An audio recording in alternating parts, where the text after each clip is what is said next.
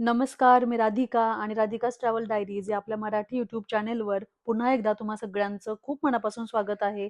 तर जसं की तुम्हाला माहिती आहे, की आपली सध्या न्यूयॉर्क ट्रॅव्हल सीरीज सुरू आहे आणि आपण न्यूयॉर्क शहर पाहतो आहे.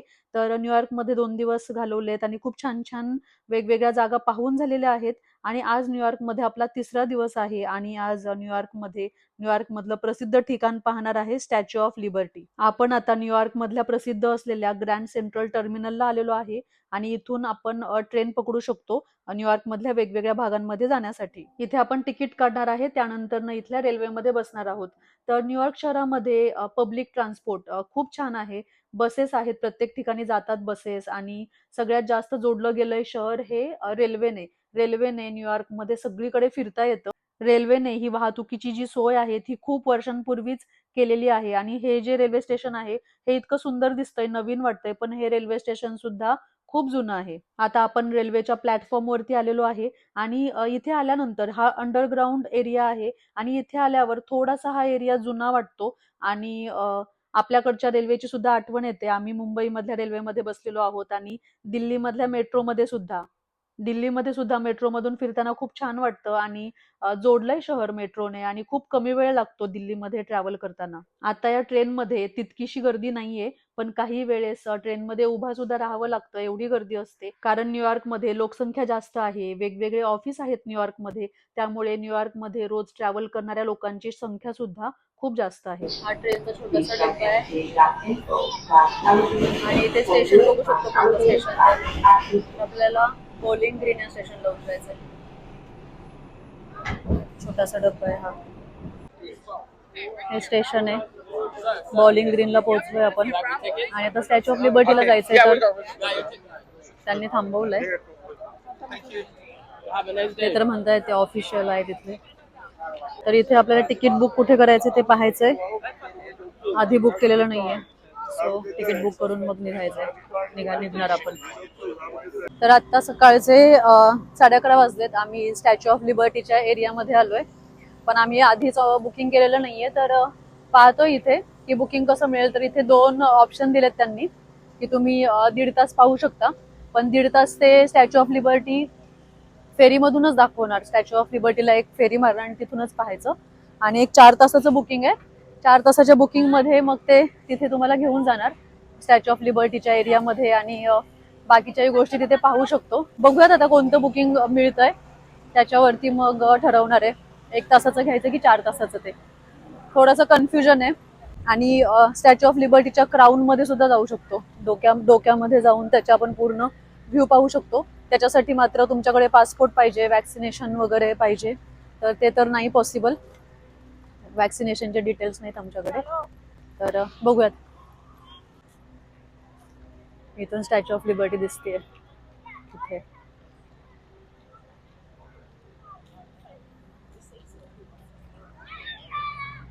इथे चौकशी करूयात तिकीट्सची. समोर तिकीट काउंटर आहे.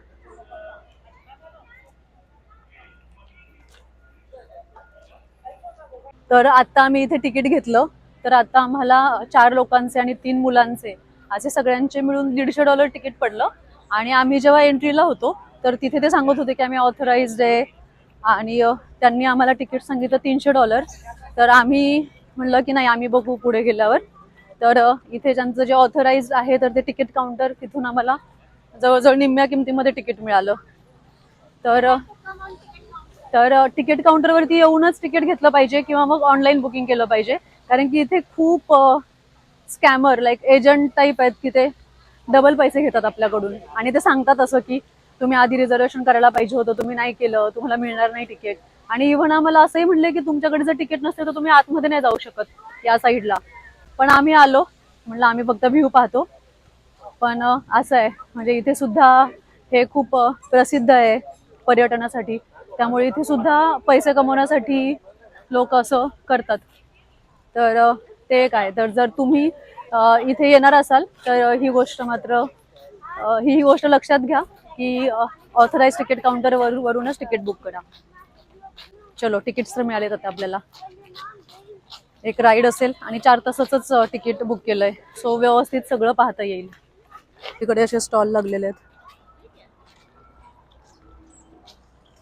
पता नहीं, डोम है कुछ तो. टोप्या वगैरे आहेत विकायला. स्टॉल सगळीकडे दिसत आहेत. हे जे स्टॉल आहेत ते, हे स्टॅच्यू ऑफ लिबर्टीचं लिहिलंय, सगळं कापसाचं आहे ते. $5. खूप महाग देत आहेत खरं तरी ते. असंच आहे, म्हणजे जेवढं ठिकाण प्रसिद्ध तेवढे लोक जास्त पैसे लावतात, पैसे कमवता येतात त्यांना. इथे म्हणजे तसंच आहे, जसं आपल्याकडे प्रसिद्ध पर्यटन ठिकाणी प्रत्येक गोष्टीचे जास्त पैसे लावतात वगैरे, तसंच इथे सुद्धा आहे. तिकीट स्कॅन होतंय, समोर फेरी दिसते, त्यातून जाणार आहे.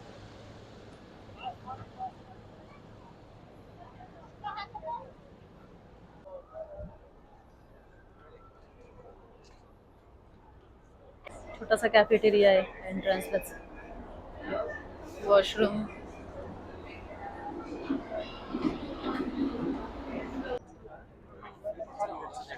कुठे?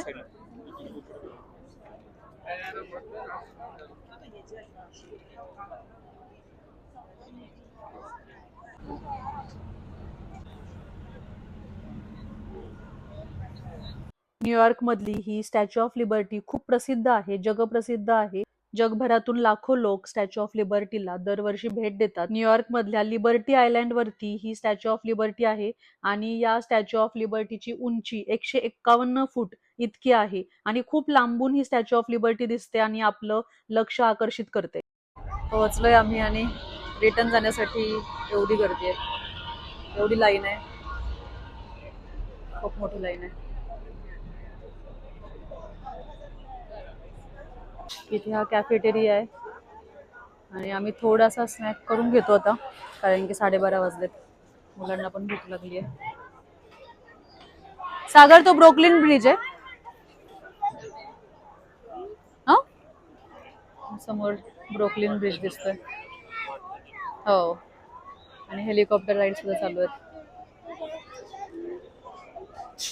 थोडासा स्नॅक करून मग आपण फिरूया तिथे.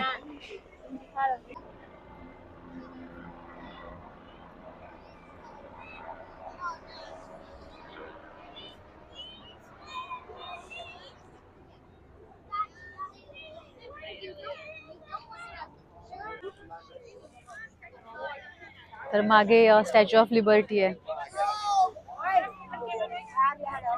आणि खूप गर्दी झाली आता पाहायला. आपण माहिती पण घेऊयात स्टॅच्यू ऑफ लिबर्टीची माहिती. इतिहास याला, अमेरिकेला 4 जुलै 1776 रोजी स्वातंत्र्य मिळालं, तर त्यांच्या स्वातंत्र्याचं प्रतीक म्हणून ही स्टॅच्यू ऑफ लिबर्टी आहे.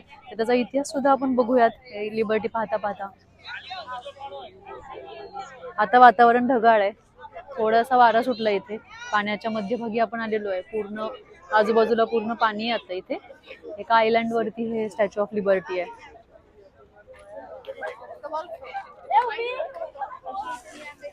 4 जुलै 1776 मध्ये अमेरिकेला स्वातंत्र्य मिळालं आणि त्या स्वातंत्र्याचं प्रतीक म्हणजे ही स्टॅच्यू ऑफ लिबर्टी. तर न्यूयॉर्क मधल्या लिबर्टी आयलँड वरती ही मूर्ती उभी आहे आणि 150 फूट उंचीची ही मूर्ती आहे. ही संपूर्ण मूर्ती कॉपरमध्ये बनवलेली आहे आणि विशेष म्हणजे याचे सगळे भाग जे आहेत हे फ्रान्समध्ये बनवलेले आहेत आणि एका मोठ्या जहाजाने फ्रान्समधून अमेरिकेमध्ये ते भाग आणले गेले आणि मग सगळे भाग जोडून ही स्टॅच्यू ऑफ लिबर्टी इथे स्थापित केली गेली. या मूर्तीचं जे डिझाईन आहे ते रोमन गॉडेस ऑफ लिबर्टी यावरून इन्स्पायर्ड झालेलं आहे, त्याच्यामुळे याला स्टॅच्यू ऑफ लिबर्टी म्हणतात, स्वातंत्र्याची देवता आपण मराठीमध्ये असं म्हणू शकतो. इथे क्राऊन चेक इन आहे, ticket holders crown check in. आधी जर तिकीट काढलं असेल क्राऊन मध्ये जायचं तर त्याचं चेक इन इथे करू शकतो. इन्फॉर्मेशन सेंटर, रेस्टरूम्स, गिफ्ट शॉप आणि फेरीज या साईडला आहे. या क्राऊन मध्ये पण जायला शिडी आतमध्ये, स्टेअर्सने पूर्ण क्राऊन आणि त्या मशालीच्या तिथे पण जाऊ शकतो. त्याचं पण बुकिंग ऍडव्हान्स मध्ये करायला लागतं. कोण घेतलेत मुलांनी.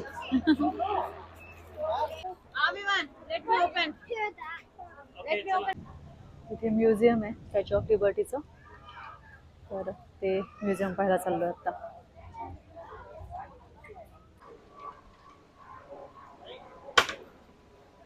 कोण आहे सारांश? हॅमिंग बर्ड्स कोणते? सारांश पॉपकॉर्न घेतलंय त्याच्यासाठी, पक्ष्यांना भरवतोय. मगाशी पण कबुतरांना खायला देत होता भडंग. बा सारांश, अलाउड नाहीये बरं का त्यांना खायला द्यायला असं. कोणते पक्षी आहेत बाळा हे? सील. चलो चलो चलो चलो. हम्म? हम्म. स्टॅच्यू ऑफ लिबर्टी म्युझियम, खूप मोठं म्युझियम दिसतंय बाहेरून तरी. आतमध्ये जाऊन बघूयात, मध्ये माहिती मिळेल. Edouard de Lavallee, a professor of constitutional law. Statue of लिबर्टीची सगळी माहिती देणारी डॉक्युमेंटरी इथे दाखवली जाते आणि स्टॅच्यू ऑफ लिबर्टीचं डिझाईन सुद्धा खूप विचारपूर्वक केलेलं आहे. त्या स्टॅच्यू ऑफ लिबर्टीच्या डोक्यावरती मुकुट आहे, हातामध्ये मशाल आहे आणि दुसऱ्या हातामध्ये टॅब्युला अँसंटा हे दगडाचं एक टॅबलेट आहे आणि हे टॅबलेट सुद्धा स्वातंत्र्य, कायदा याचं प्रतीक आहे आणि यावर अमेरिकेचा स्वातंत्र्य दिन 4 जुलै 1776 हा नोंदवला गेलेला आहे. स्टॅच्यू ऑफ लिबर्टीच्या पायामध्ये लोखंडाच्या बेड्या दाखवल्यात आणि एक पाय हा लोखंडाच्या बेड्या तोडून पुढे जाताना दाखवतोय. म्हणजे पारतंत्र्यातून स्वातंत्र्यामध्ये जाण्याचं एक छान उदाहरण किंवा एक छान प्रतीक असं दाखवलेलं आहे. असं खूप thoughtfully he statue of liberty design केलेली आहे.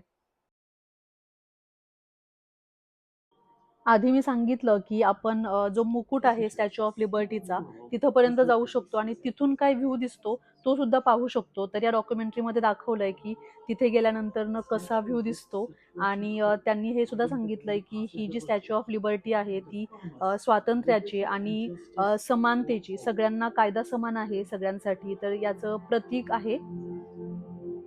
इथल्या म्युझियम मध्ये बऱ्याचशा ऐतिहासिक गोष्टी ठेवलेल्या आहेत.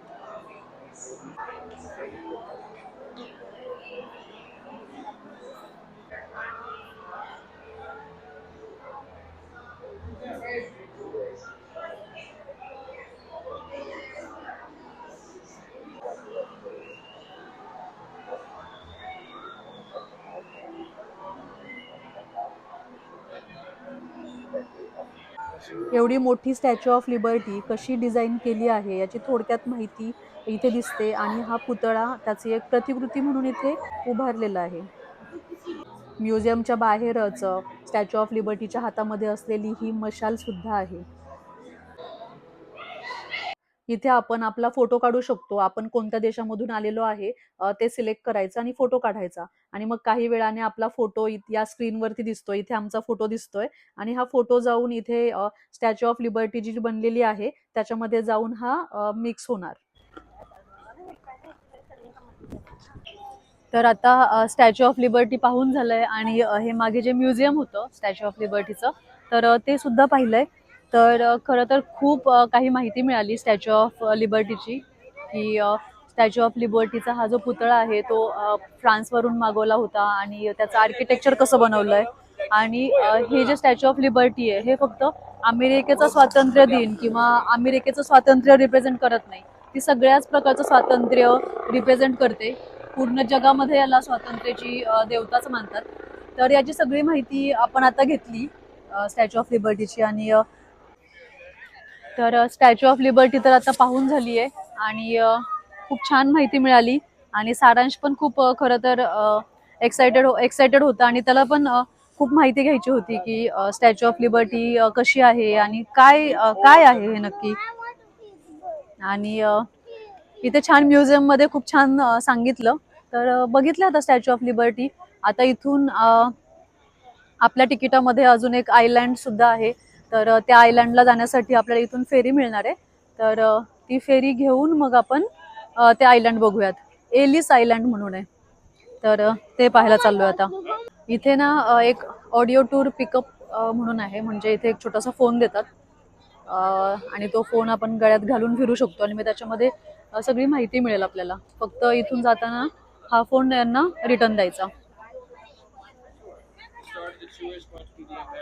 आणि वेगवेगळ्या लँग्वेजमध्ये हा इंग्लिश, फ्रेंच, डच, हिंदीमध्ये पण आहे. लेमोनेड लिंबू सरबत आणि लिंबू सरबतचं स्ट्रक्चर सुद्धा त्या मशालीसारखं आहे. लिबर्टीच्या हातामध्ये, स्टॅच्यू ऑफ लिबर्टीच्या हातामध्ये जी मशाल आहे त्याच्या स्ट्रक्चरमध्ये बनवलंय.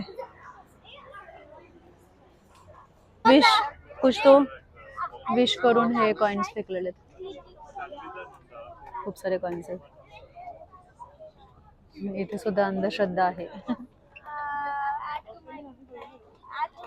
तिकडे पण आहेत टाकलेले. स्टॅच्यू ऑफ लिबर्टीच्या जवळच असलेलं हे एलिस आयलँडला आलेलो आहे आणि इथे म्युझियम ऑफ इमिग्रेशन आहे. तर ते बघूयात. पटकन बघायचं आहे, जास्त वेळ आपण इथे घालवणार नाहीये. तर या म्युझियमच्या बाहेरच इतकी छान ही फुलझाडं आहे. गुलाबाच्या फुलांच्या सारखी फुलं आहेत. नॅशनल म्युझियम ऑफ इमिग्रेशन खूप मोठं असं हे म्युझियम आहे आणि अमेरिकेमध्ये खूप जास्त इमिग्रेशन झालेलं आहे, होतं आहे. तर त्याचीच एकंदरीत माहिती आपण इथे घेणार आहे. तर एंट्रन्स म्हणजे प्रवेश केल्या केल्याच हा मोठा ग्लोब दिसतोय आणि वेगवेगळी माहिती या ग्लोबवरती येते कंटिन्यू. 1800च्या शतकामध्ये नॉर्थ अमेरिकेमध्ये साऊथ अमेरिकेमधून आफ्रिकन अमेरिकन लोक जे आहेत ते बरेचसे आलेले आहेत. काही कामाच्या शोधामध्ये आले, काही लोक इथे खरं गुलाम म्हणून सुद्धा राहिलेले आहेत. 1892 ते 1954 या कालावधीमध्ये खूप सारे इमिग्रंट्स, जवळजवळ 12 मिलियन इमिग्रंट्स हे अमेरिकेमध्ये दाखल झाले. ते सुद्धा या एलिस आयलँडवरूनच आले होते. त्यामुळे इथे ह्या म्युझियम ऑफ इमिग्रंट्सची स्थापना केली आहे. तर अशा पद्धतीने आपलं स्टॅच्यू ऑफ लिबर्टी पाहून झालेलं आहे. भरपूर वेळ इथे घालवला, सगळा इतिहास सुद्धा जाणून घेतला. तर इथून पुढे आपण आज ब्रुकलिन बीच पाहणार आहे आणि अजूनही काही प्रसिद्ध ठिकाणं न्यूयॉर्कमधली पाहणार आहोत. आत्ताचा जो व्लॉग आहे तो मी इथेच थांबवतीये आणि न्यूयॉर्कची ही ट्रॅव्हल सिरीज आपली सुरूच असणार आहे आणि पुढच्या भागामध्ये आपण बाकीच्या ठिकाणांना भेट देणार आहोत. तर आजचा भाग तुम्हाला कसा वाटला हे मला कमेंट करून नक्की सांगा. आणि आजचा जर भाग आवडला असेल तर व्हिडिओला लाईक करा, चॅनलला सबस्क्राईब करा जर अजूनही केलं नसेल तर, आणि तुमच्या मित्रपरिवार आणि कुटुंबासोबत हा व्लॉग नक्की शेअर करा.